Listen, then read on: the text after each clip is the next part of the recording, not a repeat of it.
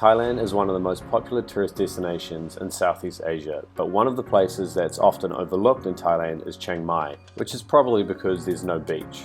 But Chiang Mai is a safe, fun, established city where tourists, locals and expats seem to just live in this perfect harmony. So whether you're just traveling through or if you're a digital nomad, here are 12 amazing things to do in Chiang Mai. But before we jump into the list, it's probably worth giving a little bit of credibility to the video. We're Dane and Stacey. We're full-time travellers and YouTubers from New Zealand, and we've spent over 4 months living in Chiang Mai. This list is in no particular order, but even if it was, the number one thing to do in Chiang Mai is to visit an elephant sanctuary. If you're considering visiting Thailand, please don't ride the elephants. We'll let you do your own research, but it's really not good for them, so the alternative is to visit a sanctuary like this.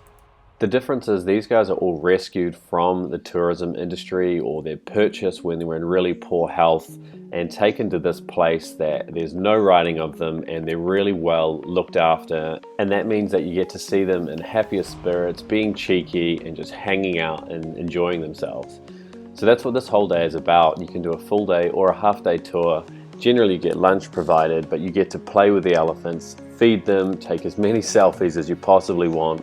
Then you get them dirty in the mud, which is actually exfoliating for their skin before you walk them down and go for a swim in the river. The whole day is just incredibly rewarding. It's so much fun hanging out with the elephants. They are really big, gentle giants, and they've all got a little bit of a different character or personality, and it's just one of those things that you have to go and experience for yourself.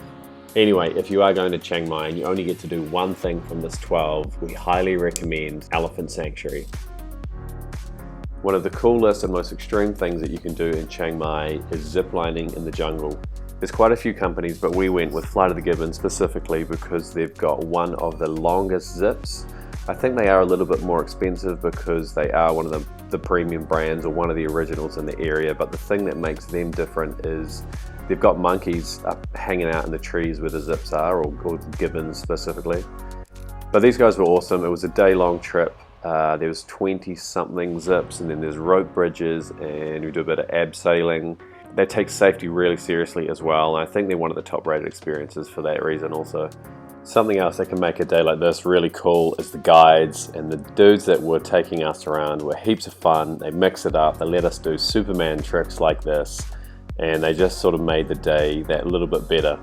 You finish up the day with some traditional Thai music and some awesome Thai food as well. Speaking of Thai food, you can't go to Chiang Mai without taking a traditional Thai cooking class. The company we went with is called Thai Secret Cooking School. They're a little bit smaller than some of the others that you might find on TripAdvisor and everything, but the thing that makes that better was it was just a bit more personal, and the owner-operator was called May, and she was quite possibly the nicest and sweetest person we met from any of our time spent in Thailand as a whole. You start the day with a tour of a local Thai market and see all the produce being sold and buy all the things that you'll need for the cooking for the day. Then you're taken out to the rice paddies and you start cooking. We cooked 5 dishes in the end, and it was honestly so much food, and it was all absolutely amazing. Lots of ingredients you get made from scratch as well. May had us slaving over grating the coconut to try and make the milk so that we weren't using the canned stuff. And at the end of the day, once you're completely full, then you get a certificate as well, which is a nice little touch. Chiang Mai's got a few markets, but probably the most popular is the Sunday walking market in the old town. To give you an idea of the size, they actually shut down a couple of the streets, and it's absolutely enormous. There is so much to see. We generally take a local song tower or something in there so that we can have a few drinks and watch the world go by.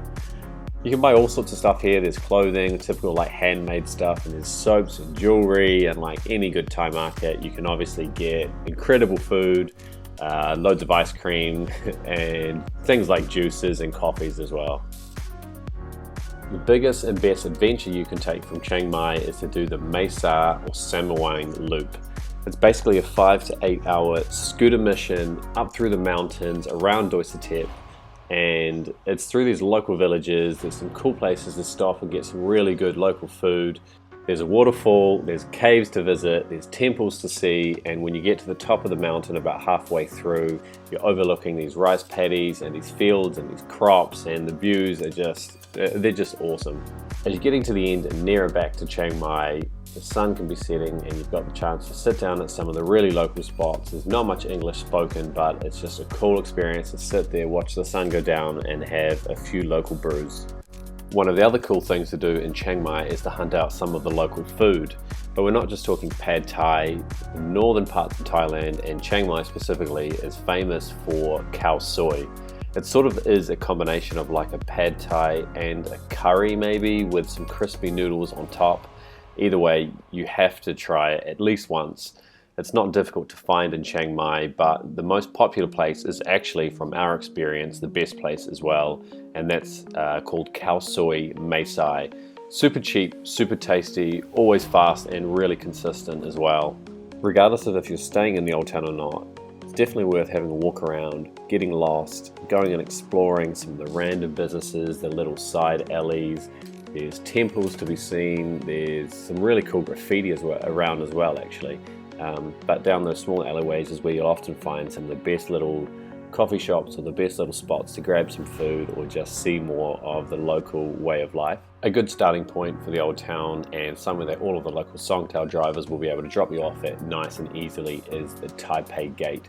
It's probably one of the most visited things in the old town, along with the local park as well, where you'll find a lot of the locals playing soccer or hanging out after they've finished their work, or just taking a walk on their lunch break over some of the little bridges and the little rivers and stuff. There's definitely more of a local feel here, and there's a bit more culture than, say, the areas of Niman, which are a little bit more developed and not as traditional. Something we actually didn't expect at all before going to Chiang Mai was that the coffee scene would be so developed or be so cool.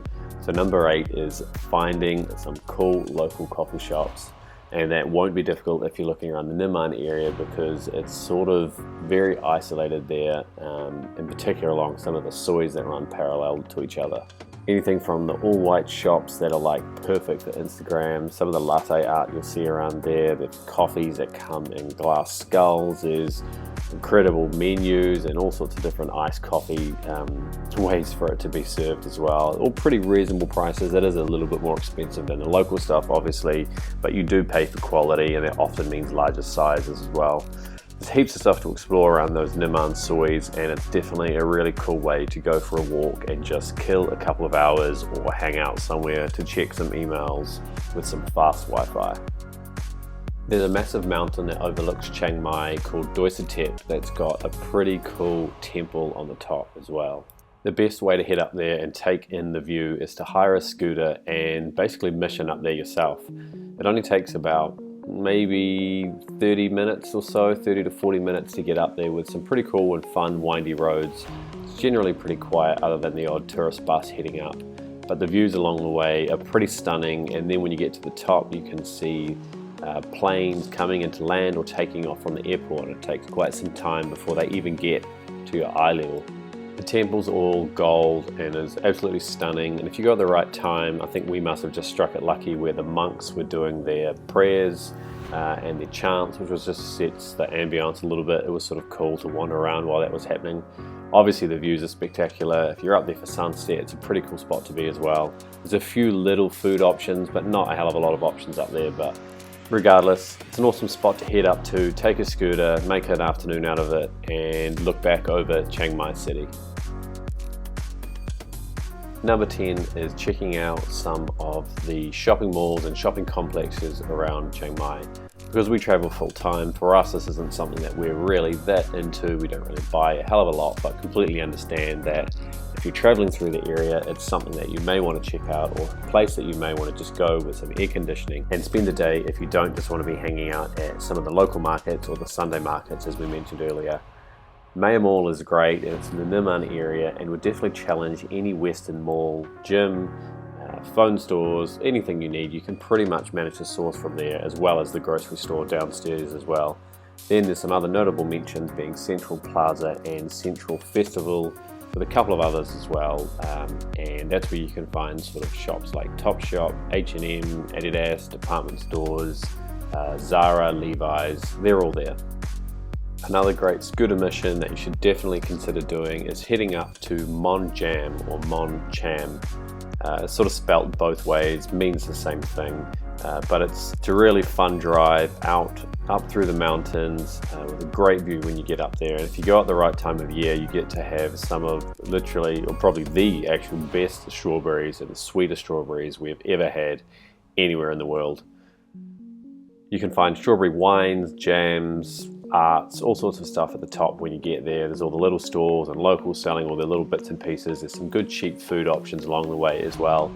Obviously, great views when you're up there, and it looks like there's some places that you can actually stay on the side of the cliffs there as well, where you can camp out or spend the night, which could be something to look into as well.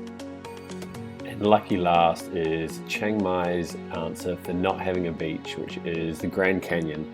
It's an old quarry that has been turned into two sort of swimming holes. On one side you've got this big bouncy castle style water park. On the other side there's some cliffs that you can jump off, which can be quite a bit of fun. You do need to wear a life jacket though. You can take it off if it looks like you're competent to swim, but they do enforce it to begin with. Really good fresh fruit up there. You get lockers and all sorts. So it's a great way to kill a couple of hours in the heat and actually have a swim and cool down. Be careful though, it is super slippery, and we did see quite a few people just arse it or slip down like stainless steel staircases. And that is the top 12 things to do in Chiang Mai through our eyes. Hopefully there's something there that you've thought looked pretty epic and you're going to go out and have a crack at yourself. If you want to follow along with more of our journey or see more videos, more content like this, we upload regularly on YouTube every couple of days from our adventures traveling full-time around the world. So hit that subscribe and ask any questions below, and we will chat to you there and catch you next time.